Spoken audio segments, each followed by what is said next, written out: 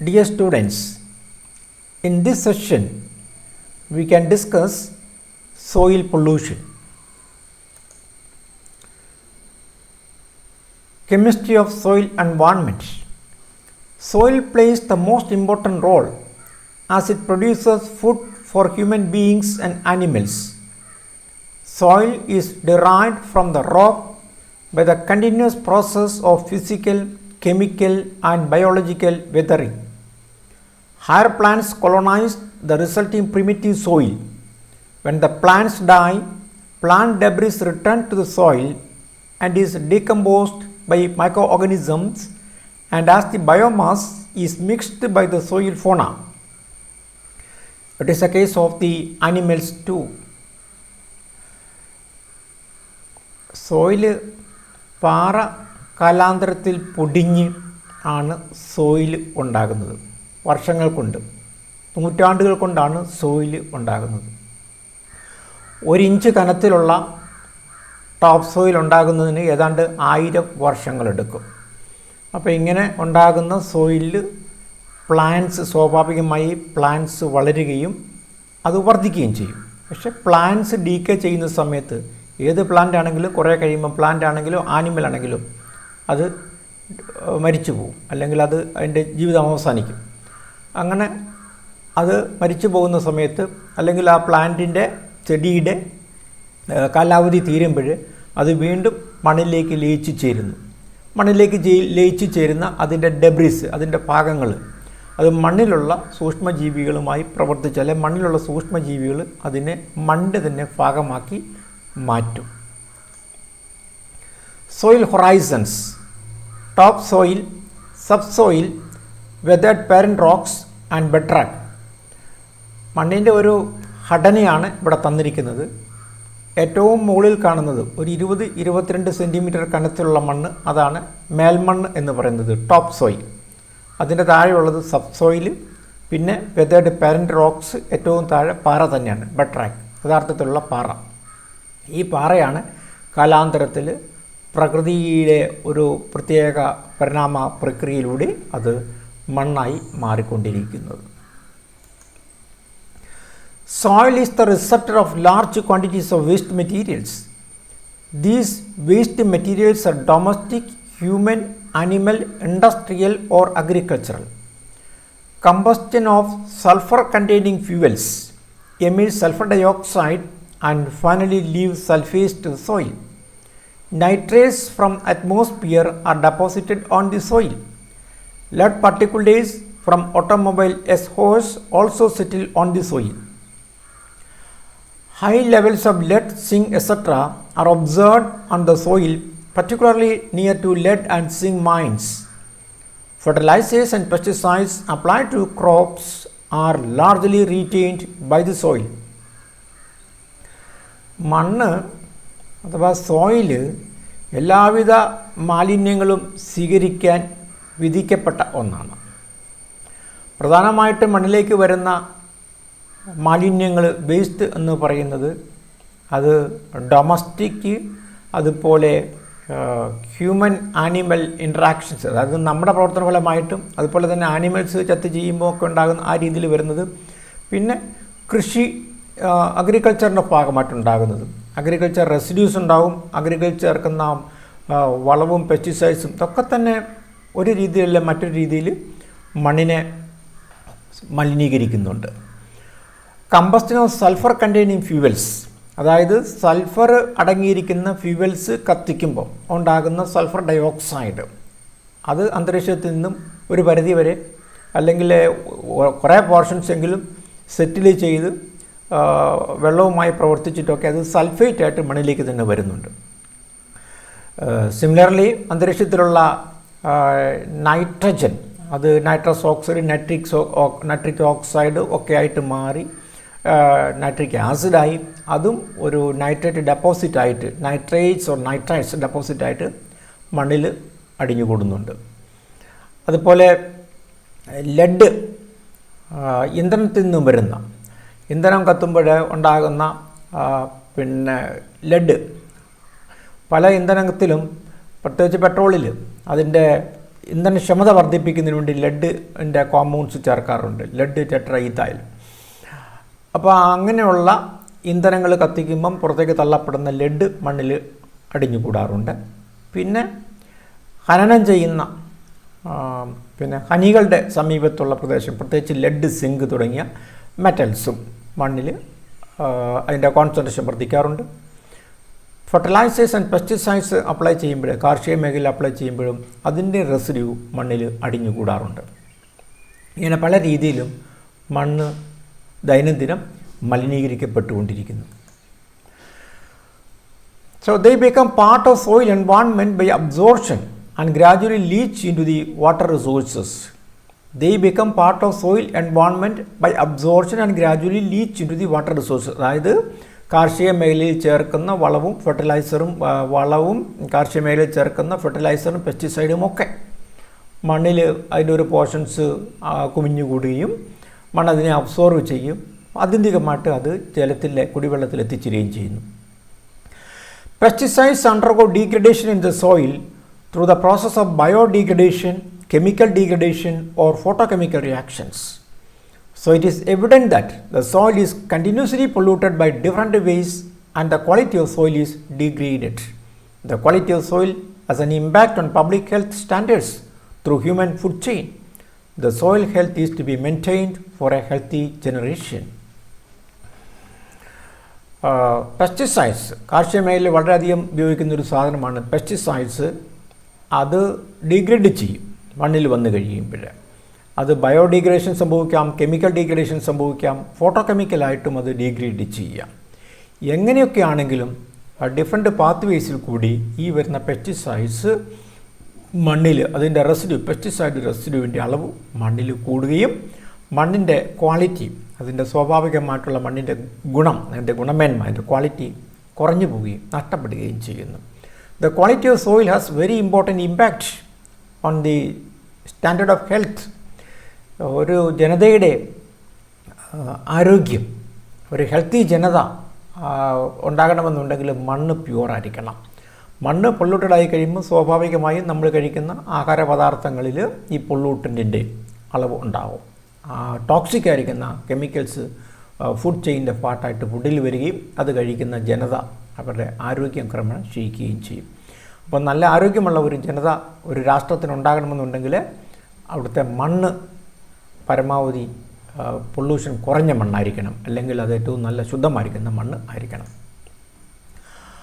Household waste. This category of waste comprises the solid waste that originate from single and multi-family household units. These wastes are generated as consequences of household activities such as cooking, cleaning, repairs, hobbies, decoration, packaging, clothing, scrap papers, and old furnishings. The household solid wastes are bottles, cans, old clothes, disposables, food packaging, food scraps, newspapers, and magazines. In addition to these, the residual food items, either cooked or raw, also become a part of the household waste or domestic waste. Household waste അഥവാ domestic waste എന്താണ് എന്നാണ് ഇവിടെ discuss ചെയ്യുന്നത്. നമുക്ക് സ്വാഭാവികമായും നമ്മളുടെ വീടുകളിൽ തന്നെ ഉൽപ്പാദിപ്പിക്കപ്പെടുന്ന അല്ലെങ്കിൽ നമ്മുടെ ദൈനംദിന ജീവിതവുമായി ബന്ധപ്പെട്ട് പുറത്തേക്ക് തള്ളപ്പെടുന്ന മാലിന്യങ്ങൾ ഒന്ന് ചിന്തിച്ചാൽ മതി. ഇപ്പം നമ്മുടെ വീട്ടിലാണെങ്കിൽ തന്നെ നമ്മൾ cooking, cleaning, packaging, clothing, scrap papers ഇതൊക്കെ തന്നെ വേസ്റ്റായിട്ട് മാറ്റപ്പെടുന്നുണ്ട്. ഒരിക്കലും ഉപയോഗിച്ച് കഴിയുമ്പോൾ പല സാധനങ്ങളും അത് പച്ചക്കറി വാങ്ങിച്ചിട്ടുണ്ടെങ്കിൽ അതിൻ്റെ കുറച്ച് വേസ്റ്റ് ഉണ്ടാകാം, മത്സ്യം വാങ്ങിച്ചെങ്കിൽ അതിൻ്റെ വേസ്റ്റ് ഉണ്ടാകും. പല രീതിയിലും നമ്മുടെ വീടുകളിൽ നിന്നും പുറത്തേക്ക് തള്ളപ്പെടുന്ന മാലിന്യങ്ങൾ, അതാണ് നമ്മൾ ഹൗസ് ഹോൾഡ് വേസ്റ്റ് അഥവാ ഡൊമസ്റ്റിക് വേസ്റ്റ് എന്ന് പറയുന്നത്. Municipal waste. Municipal waste include waste resulting from municipal activities and services such as street waste, dead animals, market waste, and abandoned vehicles. However, the term is commonly applied in a wider sense to incorporate domestic waste and commercial waste. Municipal solid waste consists of household waste, construction and demolition debris, sanitation residues and waste from streets. എന്താണ് municipal waste എന്നത്? അപ്പോൾ ഒരു municipal waste എന്ന് പറയുന്നത് ഒരു municipal ആക്ടിവിറ്റീസിൻ്റെ, ഒരു പഞ്ചായത്താണെന്നുണ്ടെങ്കിലും ഒരു municipality ആണെന്നുണ്ടെങ്കിൽ നിങ്ങൾക്കറിയാം എന്തുമാത്രം വേസ്റ്റാണ് ഒരു ഗ്രാമപഞ്ചായത്തിൽ ഉണ്ടാകുന്നത്, ഓരോ ദിവസവും ഉണ്ടാകുന്നത്. എത്രയോ ടണ്ണ് കണക്കിന് വേസ്റ്റാണ് ഇപ്പോൾ മുനിസിപ്പാലിറ്റിയോ കോർപ്പറേഷനോ ഒക്കെയാണ് അങ്ങനെ ഉണ്ടാകുന്നത്. അപ്പോൾ അവിടെ ഈ മുനിസിപ്പൽ ആക്ടിവിറ്റീസിൻ്റെ ഫലമായിട്ട് ഇപ്പോൾ സ്ട്രീറ്റ് വഴി ക്ലീൻ ചെയ്യുന്ന സമയത്ത്, അല്ലെങ്കിൽ നമ്മുടെ വ്യാപാര സ്ഥാപനങ്ങളിൽ നിന്ന് പുറത്തേക്ക് തള്ളപ്പെടുന്ന മാലിന്യം, ഇതെല്ലാം കൂടി അടിച്ചു കൂട്ടിയാണ് മുനിസിപ്പാലിറ്റിയുടെ വേസ്റ്റ് വരുന്നത്. അതിനകത്ത് ഡെഡ് ആനിമൽസ് ഉണ്ടാകാം, അബാൻഡൻഡ് വെഹിക്കിൾസ് ഉണ്ടാകാം, ഇങ്ങനെയൊക്കെ ഉണ്ടാകുന്ന വേസ്റ്റാണ് മുനിസിപ്പൽ വേസ്റ്റ്. ആ ഡൊമസ്റ്റിക് വേസ്റ്റിനെയും നമുക്ക് ഒരു വൈഡർ സെൻസിൽ മുനിസിപ്പൽ വേസ്റ്റിൻ്റെ പാർട്ടാക്കി നമുക്ക് മാറ്റാൻ പറ്റും. അതുപോലെ കൺസ്ട്രക്ഷൻ നടക്കുന്ന സമയത്ത്, അല്ലെങ്കിൽ ചില കെട്ടിടങ്ങൾ പൊളിച്ചൊഴിവാക്കുന്ന സമയത്ത് അങ്ങനെ ഉണ്ടാകുന്ന ഡെമോളിഷൻ ഡെബ്രിസും അതുപോലെ സാനിറ്റേഷൻ റെസിഡ്യൂസും ഇതൊക്കെ തന്നെ മുനിസിപ്പൽ വേസ്റ്റിൻ്റെ ഭാഗമാണ്. This garbage is generated mainly from residential and commercial complexes. ഇപ്പോൾ മുനിസിപ്പൽ വേസ്റ്റ് മെയിനായിട്ട് ഉൽപ്പാദിപ്പിക്കപ്പെടുന്നത് റെസിഡൻഷ്യൽ ആൻഡ് കൊമേഴ്ഷ്യൽ കോംപ്ലക്സുകളിൽ നിന്നാണ്. റെസിഡൻഷ്യൽ താമസിക്കുന്ന ബിൽഡിങ്ങുകൾ, കൊമേഴ്ഷ്യൽ കച്ചവട സ്ഥാപനങ്ങൾ ഉള്ള അങ്ങനത്തെ കോംപ്ലക്സുകൾ. With the rising urbanization and change in lifestyle and food habits, the amount of municipal solid waste has been increasing rapidly and its composition is changing. Indian cities lack adequate capacity to transport the waste and there are no sanitary landfills to dispose the waste. The existing landfills are neither well equipped nor well managed and are not lined properly to protect against contamination of soil and groundwater. നമ്മളുടെ ജീവിത രീതിക്ക് അനുസൃതമായി അല്ലെങ്കിൽ നഗരവൽക്കരണത്തിൻ്റെ ഭാഗമായിട്ട് വളരെയധികം waste അല്ലെങ്കിൽ വളരെ വേഗത്തിൽ വേസ്റ്റിൻ്റെ അളവ് വർദ്ധിച്ചുകൊണ്ടിരിക്കുക. ജീവിത സ്റ്റൈല് മാറുന്നതനുസരിച്ച് as a life style changes ഇങ്ങനെയുണ്ടാകുന്ന മാലിന്യങ്ങളുടെ കോമ്പോസിഷൻ മാറിക്കൊണ്ടിരിക്കുക. അപ്പോൾ ഇത് കൃത്യമായ രീതിയിൽ സയൻറ്റിഫിക്കായിട്ട് ഡിസ്പോസ് ചെയ്യുന്ന ഒരു സംവിധാനങ്ങൾ നമുക്കിന്നും അപര്യാപ്തമാണ്. പ്രധാനമായിട്ടും ലാൻഡ് ഫിൽസ് എവിടെയെങ്കിലും കൊണ്ട് ഒന്നിച്ചു കൂട്ടിയിട്ട് ഏതെങ്കിലും ഒരു ചതുപ്പ് നികത്തുന്നതിനോ ഒക്കെയാണ്, അല്ലെങ്കിൽ കുഴിയെടുത്ത് മൂടുക, ഇങ്ങനെയൊക്കെ നമ്മൾ സാധാരണ ഇത് ചെയ്യുന്നത്. പക്ഷേ ഇതൊന്നും പലപ്പോഴും ശാസ്ത്രീയമല്ല. അശാസ്ത്രീയമായിരിക്കുന്ന രീതിയിൽ ഇങ്ങനെ വേസ്റ്റ് ഡിസ്പോസ് ചെയ്യുന്നത് കൊണ്ട് ആത്യന്തികമായിട്ട് അത് സോയിൽ കണ്ടാമിനേഷനും അതുപോലെ സോയിൽ കണ്ടാമിനേറ്റ് ചെയ്ത് കഴിയുമ്പോൾ ജലസ്രോതസ്സുകളും മലിനീകരിക്കപ്പെടുന്നതിന് കാരണമാകുന്നു. Industrial solid waste. Industrial solid waste is defined as waste that is generated from an industrial or manufacturing unit. It may be hazardous or non-hazardous. The types of industrial solid waste include garbage, dirt and gravel, masonry and concrete, scrap metal, scrap timber, etc. Thousands of small-scale and bigger industrial units produce large amounts of waste materials as a part of their industrial activities. ഒരു വ്യവസായശാലയിൽ നിന്നും അല്ലെങ്കിൽ ഒരു വ്യവസായ സംരംഭത്തിൽ നിന്നും പുറത്തേക്ക് തള്ളപ്പെടുന്ന മാലിന്യങ്ങളാണ് industrial waste എന്ന് പറയുന്നത്. അപ്പോൾ അത് industrial solid waste, liquid waste ഒക്കെ പലതുമുണ്ട്. ഇവിടെ നമ്മൾ ഡിസ്കസ് ചെയ്യുന്നത് ഇൻഡസ്ട്രിയൽ സോളിഡ് വേസ്റ്റ് മാത്രമാണ്. ആ ഇൻഡസ്ട്രിയൽ സോളിഡ് വേസ്റ്റ് പലപ്പോഴും ഹസാർഡസ് ആയിരിക്കാം, ചിലത് നോൺ ഹസാർഡസുമായിരിക്കാം. അപ്പോൾ ഇത് ഇൻഡസ്ട്രിയൽ സോളിഡ് വേസ്റ്റ് മെയിനായിട്ട് ഇവിടെ സൂചിപ്പിച്ചിരിക്കുന്നത് garbage, dirt, gravel, masonry and concrete, scrap metal, scrap timber തുടങ്ങിയവയാണ്. ആയിരക്കണക്കിന് ചെറുകിട വ്യവസായ സംരംഭങ്ങൾ ഉള്ളതുകൊണ്ട് തന്നെ, അതുപോലെ തന്നെ ആയിരക്കണക്കിന് വൻകിട വ്യവസായ സംരംഭങ്ങളുമുണ്ട്. ഇതിൽ നിന്നെല്ലാം പുറത്തേക്ക് തള്ളപ്പെടുന്ന മാലിന്യങ്ങളുടെ അല്ലെങ്കിൽ വേസ്റ്റ് മെറ്റീരിയൽസിൻ്റെ അളവും വളരെ കൂടുതലാണ്. Rapid industrialization has resulted in the generation of huge quantity of waste in industrial sectors such as sugar, pulp and paper, food processing, starch, distilleries, dairies, tanneries, slaughterhouses, poultries, etc. Despite requirements for pollution control measures, these wastes are generally dumped on land or discharged into water bodies without adequate treatment and thus become a large source of environmental pollution and health hazard. വൻകിട വ്യവസായ സംരംഭങ്ങളായിരിക്കുന്ന sugar manufacturing factory, pulp manufacturing factory or paper manufacturing factory, food processing, starch, distilleries, dairies, tanneries, slaughter house, poultries, ഇതിൽ നിന്നൊക്കെ തള്ളപ്പെടുന്ന മാലിന്യങ്ങളുടെ അളവ് വളരെ വളരെ കൂടുതലാണ്. ഇതൊന്നും നമ്മൾ ശാസ്ത്രീയമായ രീതിയിൽ നമ്മൾ പലപ്പോഴും ഇതിൻ്റെ ഒരു എന്താ പറയുന്നത്, ഒരു ഡിസ്പോസൽ, ഒരു സയൻറ്റിഫിക് ആയിരിക്കുന്ന ഒരു ഡിസ്പോസൽ അല്ലെങ്കിൽ പൊല്യൂഷൻ കൺട്രോൾ ചെയ്യുന്നതിനുള്ള രീതി, ദ പൊല്യൂഷൻ കൺട്രോൾ മെഷേഴ്സ്, ഇതൊന്നും നമ്മൾ കൃത്യമായിട്ട് നമ്മൾ ചെയ്യുന്നില്ല. എളുപ്പത്തിൽ ചെയ്യുന്നത് generally it is dumped on land or it may be discharge to some water bodies without any treatment. So what happens ഇതെല്ലാം തന്നെ ഒരു എൻവയോൺമെൻറ്റൽ പൊല്യൂഷന് വളരെ വ്യാപകമായിരിക്കുന്ന, വളരെ മാരകമായിരിക്കുന്ന എൻവയോൺമെൻറ്റൽ പൊല്യൂഷനും അതുപോലെ ഹെൽത്ത് ഹസാർഡിനും ആരോഗ്യത്തിനും ഇത് ദോഷകരമായി തീരുന്നു. Pollution due to plastics. Plastic pollution is the accumulation of plastic objects like plastic bottles, bags, microbeads, etc. in the Earth's environment that adversely affects wildlife habitat, other living organisms and humans. Plastics that act as pollutants are categorized into micro, meso or macro debris based on the size.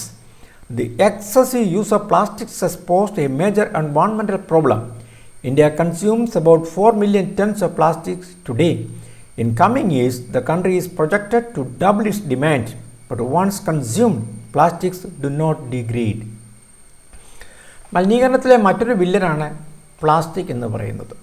നമ്മുടെ ജീവിതം ഇത്രയും comfortable ആക്കിയത് പ്ലാസ്റ്റിക്സിനുള്ള പ്രാധാന്യം വളരെ കൂടുതലാണ്. Plastic ഇല്ലാത്തൊരു ജീവിതത്തെ പറ്റി നമുക്ക് ചിന്തിക്കാൻ പോലും പറ്റത്തില്ല. പക്ഷേ പ്ലാസ്റ്റിക്സിൻ്റെ ദുരുപയോഗവും അശാസ്ത്രീയമായിരിക്കുന്ന അതിൻ്റെ ഒരു ഡിസ്പോസലും ഇതിനെയും ഒരു മലിനീകരണത്തിൻ്റെ ഒരു പ്രധാനപ്പെട്ട ഒരു ടൂളാക്കി മാറ്റിയിട്ടുണ്ട്. അപ്പോൾ പ്ലാസ്റ്റിക് സബ്ജക്റ്റ് എന്ന് പറയുന്നത് നിങ്ങൾക്ക് അറിയുന്നത് പോലെ പ്ലാസ്റ്റിക് ബോട്ടില്, ബാഗ്, മൈക്രോബെഡ്സ്, ഇതൊക്കെ തന്നെയാണ്. ഇതൊക്കെ തന്നെ നമ്മുടെ എൻവയോൺമെൻറ്റിലേക്ക് തള്ളപ്പെട്ട് കഴിയുമ്പോഴത്തേനും it adversely affects wild life habitat and all living organisms including humans. ഇനി പ്ലാസ്റ്റിക്സ് പൊള്യൂട്ടൻ്റ് എന്ന രീതിയിൽ അതിനെ പലതായിട്ട് കാറ്റഗറി ചെയ്തിട്ടുണ്ട്. Micro, meso or macro debris. അതതിൻ്റെ സൈസ് അനുസരിച്ചാണ്. ഏറ്റവും ചെറിയ സൈസാണ് മൈക്രോ, കുറച്ചും കൂടി സൈസ് കൂടിയത് meso and finally macro debris, വളരെ കൂടിയ സൈസുള്ളത്. The excessive use of plastics has posed a major environmental problem. പ്ലാസ്റ്റിക്സിൻ്റെ അമിതമായിരിക്കുന്ന ഉപയോഗം ഒരു മേജറായിരിക്കുന്ന എൻവയോൺമെൻറ്റൽ പ്രോബ്ലം ആയി മാറിയിട്ടുണ്ട്. ഇന്ത്യയിലെ പ്ലാസ്റ്റിക്സിൻ്റെ ഇന്നത്തെ ഉപഭോഗം എന്ന് പറയുന്നത് 4 മില്യൺ ടൺസാണ്. ഓൾമോസ്റ്റ് 4 മില്യൺ ടൺസാണ്. വരും വർഷങ്ങളിൽ ഇത് ഏതാണ്ട് ഇതിൻ്റെ ഇരട്ടിയായി മാറാനുള്ള സാധ്യതയുമുണ്ട്.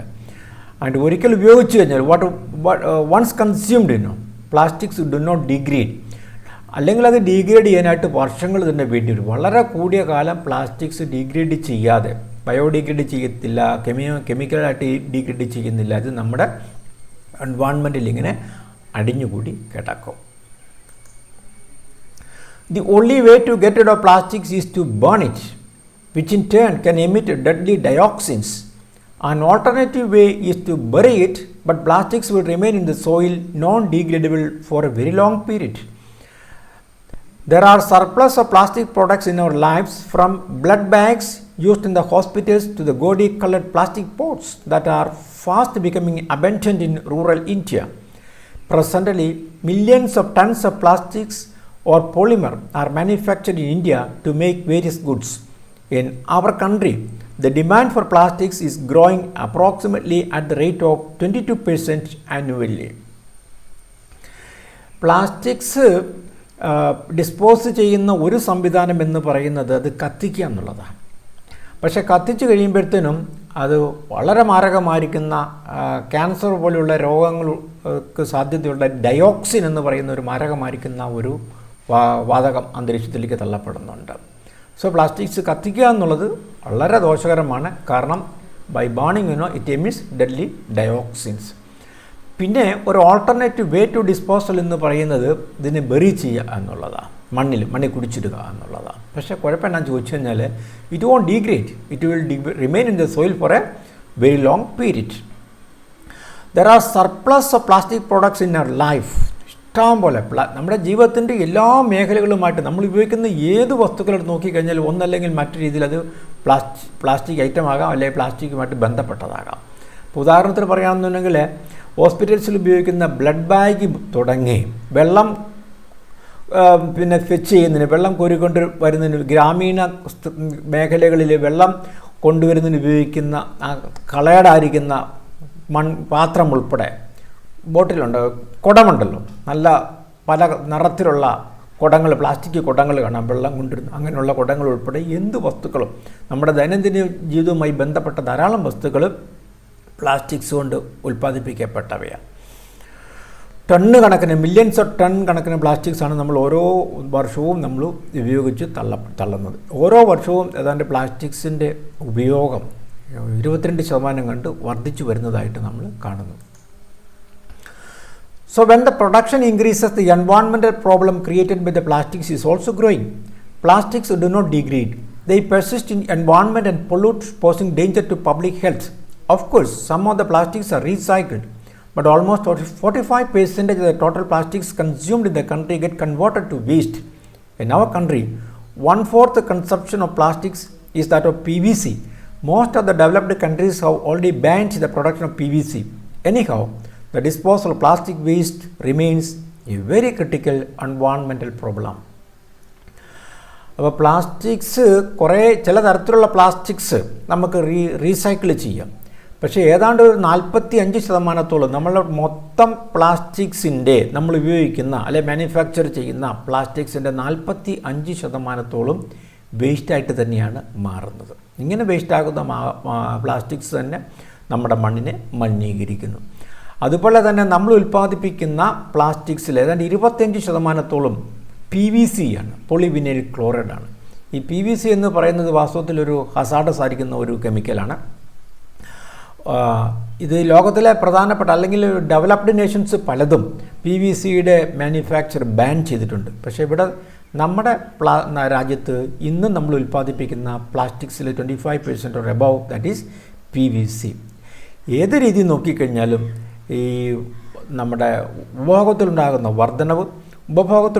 വർധനയ്ക്ക് ആനുപാതികമായിട്ടുണ്ടാകുന്ന മാലിന്യങ്ങളുടെ വർധനവ് എല്ലാം ഒരു വളരെ ക്രിട്ടിക്കലായിരിക്കുന്ന ഒരു പരിസ്ഥിതി മലിനീകരണത്തിന് കാരണമായിരിക്കുന്നു. So that is all in this particular session, and the assignments are: write notes on municipal and industrial solid waste. Why plastics become a pollutant. The last date for submitting the assignment is October 10, 2020. Also, I am giving you a quotation: we know more about the movement of celestial bodies than about the soil underfoot. നമ്മുടെ ജീവനെ നിലനിർത്തുന്ന മണ്ണിനെ പറ്റിയുള്ള നമ്മുടെ അറിവ് വളരെ കുറവാണ്. വാസ്തവത്തിൽ സോയിൽ എന്ന് പറയുന്നത് SOIL, soil is the soul of infinite life. അനന്തമായ ജീവൻ്റെ ആത്മാവാണ് മണ്ണ്. മണ്ണിലാണ് വാസ്തവത്തിൽ ഈശ്വരൻ വസിക്കുന്നത്. അതുകൊണ്ട് മണ്ണിനെ മലിനീകരിക്കുന്ന ഏതൊക്കെ രീതിയിലാണ് നമ്മൾ മണ്ണിനെ മലിനീകരിക്കുന്നത് ചോദിച്ചു കഴിഞ്ഞാൽ നമുക്ക് തന്നെ പറയാൻ പറ്റത്തില്ല. വാസ്തവത്തിൽ നമ്മുടെ ജീവൻ്റെ നിലനിൽപ്പെന്ന് പറയുന്നത് മണ്ണാണ്. അപ്പോൾ ആ മണ്ണിനെ മലിനീകരിക്കുന്നതിൽ നമ്മൾ കുറേ നിയന്ത്രണങ്ങൾ ഏർപ്പെടുത്തിയേ പറ്റത്തുള്ളൂ. പരമാവധി നമ്മൾ മണ്ണിനെ മലിനീകരിക്കാതെ, മണ്ണാണ് ജീവൻ്റെ ആത്മാവ് എന്ന കാഴ്ചപ്പാടുകൂടി മണ്ണിനെ സ്നേഹിക്കാൻ നമുക്ക് കഴിയണം. That's all. Thank you.